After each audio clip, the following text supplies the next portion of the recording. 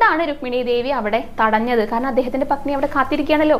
അവർക്ക് സന്തോഷത്തോട് കൂടിയിട്ട് ഒരുമിച്ച് ജീവിക്കണ്ടേ. ഇപ്പൊ തന്നെ എല്ലാ ഐശ്വര്യങ്ങളും ലഭിച്ചിരിക്കുന്നു. അതുകൊണ്ടാണ് ആ ഒരു കൈ തടഞ്ഞത് എന്ന് പറയാറുണ്ട് കേട്ടോ. അങ്ങനെ അദ്ദേഹം തിരികെ അദ്ദേഹത്തിന്റെ ഗൃഹത്തിലേക്ക് പോയി. ഭഗവാൻ അവിടെ കുടിലുണ്ടായിരുന്ന സ്ഥലത്ത് ഒരു മണിമാളിക തന്നെയാണ് ഒരുക്കി വെച്ചിട്ടുണ്ടായിരുന്നത്. എന്നിട്ടും കുചേലന് യാതൊരുവിധ മാറ്റവും ഉണ്ടായിരുന്നില്ല കേട്ടോ. ഭഗവാനെ തന്നെ സേവിച്ചുകൊണ്ടാണ്, ഭഗവാനെ പ്രാർത്ഥിച്ചുകൊണ്ടാണ് 1008 നമസ്കാരം ചെയ്തിരുന്നത് 10,008ആയി. 1008 ഗായത്രി ജപിച്ചിരുന്നത് 10,008ആയി.